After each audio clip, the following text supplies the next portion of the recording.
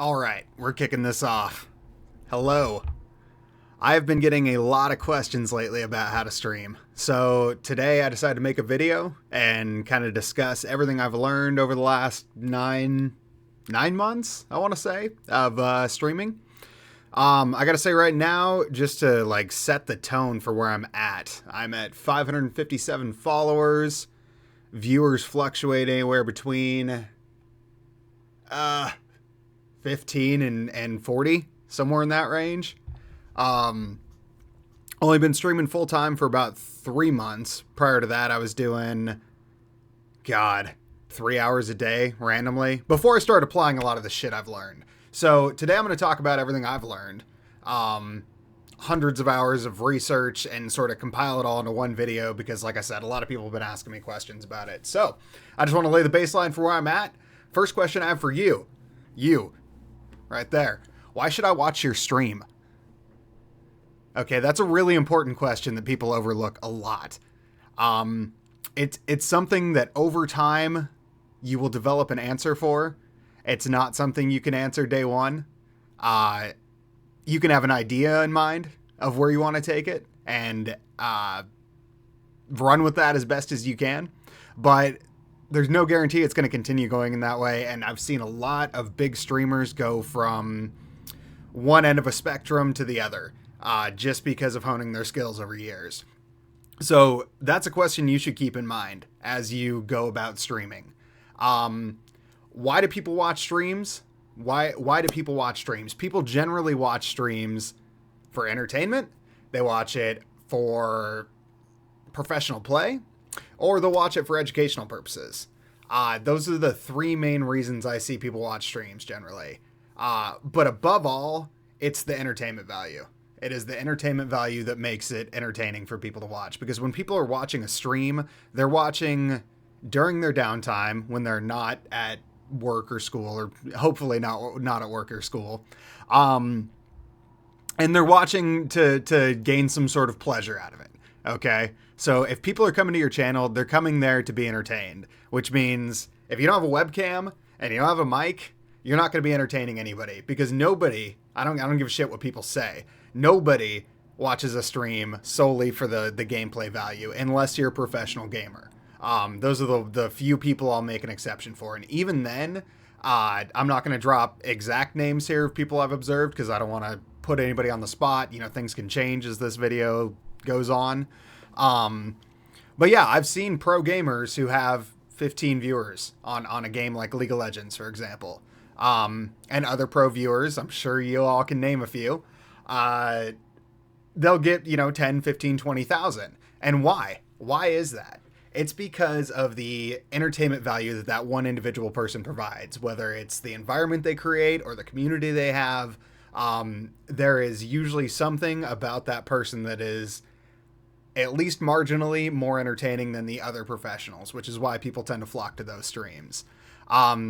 So no matter what type of stream you plan on running, whether it's one of those three types, whether it's another type, because that's not all inclusive. Entertainment, professional, and educational. Those are just three of the main types I've seen on Twitch.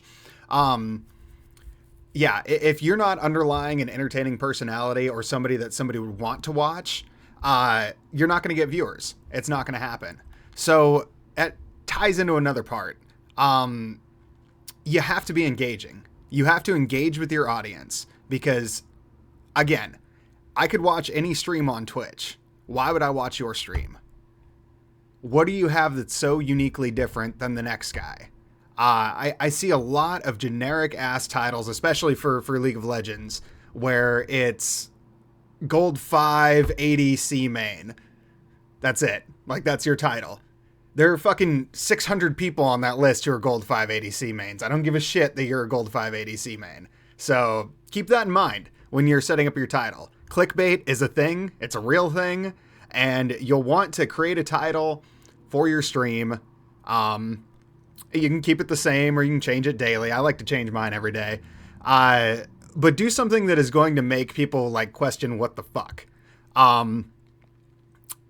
For example, one of the top streamers for League of Legends actually popped in my channel one time.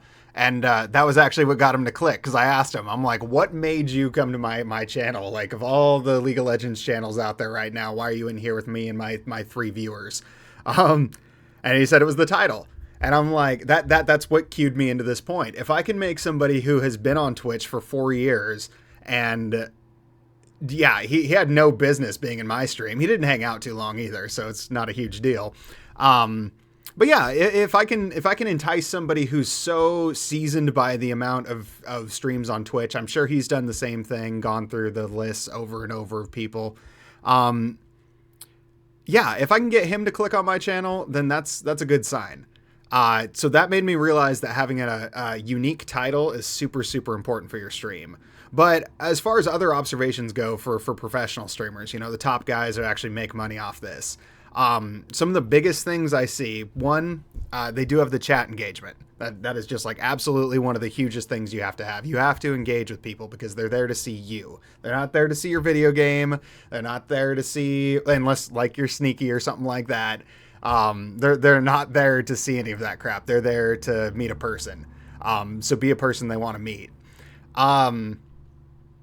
And thank them, you know, because they could be on any stream right now, but they're on yours. So definitely appreciate those people. I know I do. Absolutely. So another thing, schedules. They all have set schedules, and they tend to not miss days of work. So if you are a person who doesn't stick to a schedule very well, it's going to be very tough for you to grow on Twitch. Because again, entertainment. I've seen it put this way one time, and I think it's like a really great way of explaining it. If your favorite TV show was on at a random time every day, how would you know to catch it? You know, if one day it's on at noon and the next day it's on at 9:26 p.m. and the next day it's not on, and like you're gonna find somewhere else to go during the hours that you have set. And it's not so much important to stream extraordinarily long hours if you're not going to be able to consistently do that, because it's more important to put on a quality show that people would actually want to watch, in my opinion. And again, that's focusing on the entertainment factor for a stream. If you're professional, I'm sure you'll get viewers whenever. And if you're a big streamer, I'm sure you'll get viewers whenever, because you have a lot of followers, a lot of people get notified, all that. But when you're starting out, you've got to be there for the people who are willing to show up for you. And those people in the beginning aren't going to be willing to show up at random times throughout the day. Some of them will. Some of them will. Like, I'm not saying that nobody will, and every channel's different. That's why you'll never find any straight, steady, 100% guaranteed information on growth on Twitch, because every channel grows differently. And a lot of it has to do with how quickly people learn to apply the things I'm talking about today. I'm still working on myself. You know, I'm still a small streamer. I hope to look back at this video someday and be like, oh wow, that was so cute of me to think those things. But it may not happen, and it probably won't happen. Honestly, it's likely not to happen. A lot of streamers I've seen information on Reddit, on YouTube, I've gone to their channels and they had, you know, 1,600 viewers and their last stream was, 1,600 followers and their last stream was a year and a half ago. Like, a lot of them quit within 6 months, because this isn't easy. It's not easy. It's not something that everybody can do. I happen to be in a lucky position where I was able to do this full time. I stream 6 to 8 hours a day, 6 days a week. So I'm putting in 36 to 48 hours right there of streaming. On top of that, I spend a lot of time networking, a lot of time meeting other people. I do YouTube videos like this.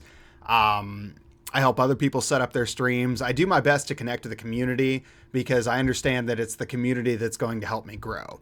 And that ties into my next point. 1 in 5 viewers on Twitch are streamers as well.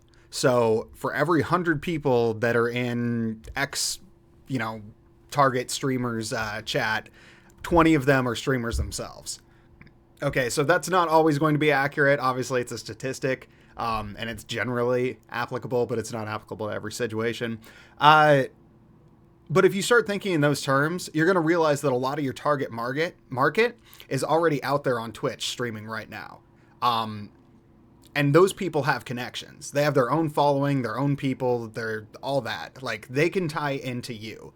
When I started streaming, I was sitting at one viewer, if that, every night in a room with no camera.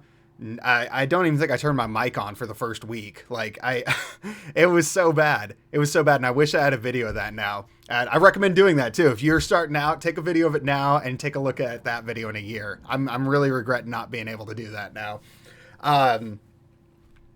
But yeah, it started out super, super slow like that. It took months and months and months. And eventually it started growing into what it is today.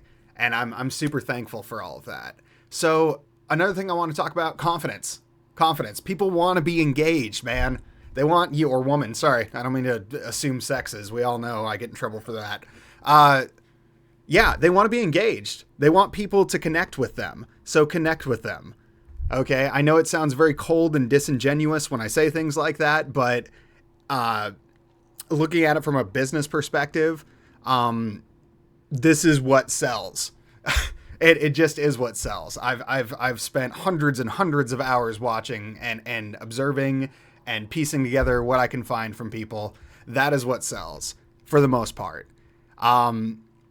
So have confidence. Have confidence in yourself. And it's not going to come naturally. Most people who are sitting in front of their computers late at night thinking, God, I should just stream. Yeah, you're probably not very confident. I wasn't either. I'm still not. Like, this is an effort. This takes effort, which is another reason a lot of streamers quit, because it doesn't just come naturally to us. A lot of people hate being on this little beady eye staring at you. It took me a long time to get comfortable talking to a camera or talking on camera, being on display. It's generally creepy. Most people don't like it. Okay. So you're not alone. But as with anything in life, it takes practice. With the video games you play, you get better with practice. With streaming, you get better with practice. So keep doing it. Just keep doing it. Don't quit. Don't give up. Just keep doing it. That simple. When you are interacting with your chat, like, please interact with your chat. I just got to reiterate that again, because I do go into streams probably not as much as I used to, but probably 1 in 5 streams I pop into nowadays. I type and I'm like, hey, how you doing today? Nothing. Minutes will go by. They won't even look at chat. And I'm like, okay, you know, they probably are set up so they have to alt tab or something like that. And by the way, I don't even go into a stream. If I don't see a webcam, I don't go into a stream. Sorry. That's just it. Like, I'm looking for other personalities to connect with. All right. Just like everybody else is. So if I don't see a webcam, I'm not coming into your stream probably. If they don't respond, if I don't hear them talking when I come into the stream, I am a little bit turned off by it, you know? And I understand that new streamers, they're not used to talking endlessly and just babbling away at their computer screen. Again, because it's a learned skill, not just something that comes naturally to everybody. Yeah. It's just really a big turn off. Most people are going to come into your channel for just a few seconds. They're going to listen for a few seconds and then they're going to leave. So try to make sure that you're saying things continuously to at least get the ball rolling on a conversation. Again, I'll say it again. It's a learned skill. It doesn't come naturally, but talk about anything. Talk about a fungus you have growing on your big toe. Talk about how you need to paint the walls in your room. Talk about the video game you're playing. Talk about anything. Just be talking. Be talking so that when they come in, it's not dead air, because nobody likes dead air. Again, it's not engaging, it's not entertaining, and nobody's going to stick around to watch it. That was one of the top things I got commented on when people started coming into my stream for the first time, like my second and third viewers and fourth viewer. They're like, you engage with chat. And I had no idea what they even meant. I'm like, what do you, like, do people not talk to their chat? They don't, man. Some people don't. And some people do, but they do it in a way that's not engaging. Which brings me to my next topic, the first day of class talk versus commander of interaction. That's how I phrased it in my little notepad here. First day of class talk, you know, you're very nervous. You're in a room full of people you're not familiar with. You're a little bit introverted. Most people are, you know, they're a little bit cautious about who's in the room with them. That's what most people go through their first couple months or weeks or days of streaming, depending on how quickly you pick this up. You're in an uncomfortable situation, and so you have a tendency to bottle yourself up and stay reserved. Nobody wants to see somebody be reserved. That's what they deal with at home. You're supposed to be their entertainment. So make sure you're not that. Yeah, and go from there. Don't be afraid of trolls either. That's another thing. You know, some people don't know how to handle trolls. I've seen girls handle it in the best of ways and the worst of ways, and I'm not going to judge which way is better or worse, but I will say that I had more respect for a certain female streamer who just straight up rolled with it. Like every time some dude came in and was like, "You're pretty. I like you. I like your eyes. Can I see your toes?" It just straight up called him out. Hardcore. I'm not going to quote because you'd know who she was. But yeah, sometimes you just got to roll with it. And if that's your personality, great. If not, ban them. But handle it. Be that commander of your chat. People are there to see you. They want to see a personality. So don't be a pushover. Don't just let people walk over you for no reason. I'm not saying be a dick. Like, I don't know if I strike you as a dick. I'm not a particular asshole personally. But yeah, you don't have to put up with shit that is derogatory or inflammatory or inappropriate for your particular stream. So don't deal with it. Other people will come. There are so many people watching Twitch. There are so many people watching Twitch. And the reason that is significant is we're not all so unique as people that we don't have a million other people like us out there on Twitch. Okay? Like, let's get that notion out of our heads. We're not all snowflakes. We do have similarities with other people. Obviously, that's why we have friends and people we interact with in real life, hopefully. At least maybe you do. I haven't left this box and I don't even know how long. Yeah, don't be afraid to kick trolls out because you will find people that will connect with you and who enjoy you as a person. So go ahead, set the standard for who you are, own that, and make that the theme for your channel. And don't be afraid to talk because remember, you're in control. You are absolutely in control. Yes, you're on camera. It's nerve-wracking. You have a microphone. People are listening. It's nerve-wracking at times. And then there's all these strangers in your chat they do weird things. Like, I'm just going to say it. Like, chat does weird things sometimes. Like, it goes in weird directions. Bots start talking to people. Like, it goes off the wall. But anyways, if you've streamed Strum, you know what I'm talking about. Networking again. I'm going to bring up networking again. So this is something I came to the conclusion of recently after Twitch implemented the auto host feature.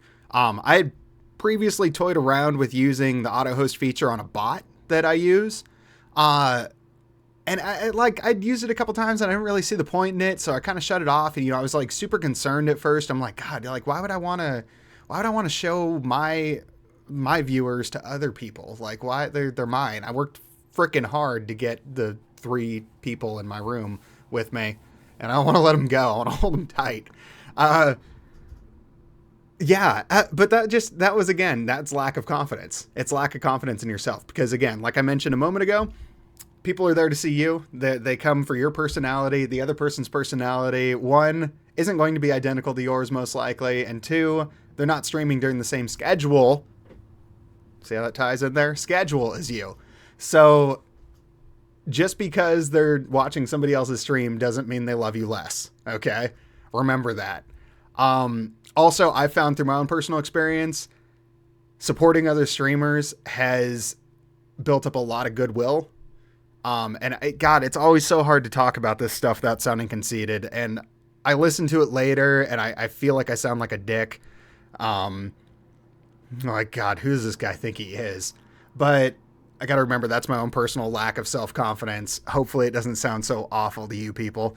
And I don't mean you people. I mean, anyways. So yeah, don't be afraid to share your viewers. They're going to be there for you, especially if you show yourself to be a confident and outgoing and secure person. Jeez, we're getting deep here. So yeah, don't be afraid to network with other streamers. The auto host, that's where I was at. Okay, so the auto host from Twitch. Amazing feature. Amazing feature. Because what I've realized is if you create a network of 100 people that all just happen to leave their tabs open and host you automatically, you'll have 100 viewers every time you turn your stream on. Now, I don't get 100 viewers, but I've realized that I get 10 just from that.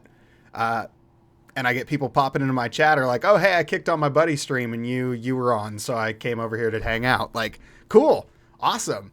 And I do the same for them. Anytime I see people on that I know, like I spend a lot of time hosting smaller streamers. Not that I'm big again, but I just like to spread that love because I didn't get a lot of that assistance when I started out.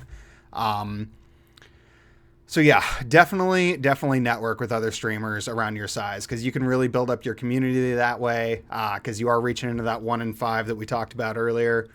Watch and learn from other big streamers. You know, I'm going to miss details today. This isn't an all-inclusive thing. Probably if you haven't even watched this much, you're probably not going to make it that far. So if you've made it this far into a video about streaming, then props to you. You're probably going to go somewhere because you give a shit. And giving a shit matters. It really does. If you don't give a shit, your viewers know. Watch and learn from other big streamers. I'm also going to drop 2 links down in the description below.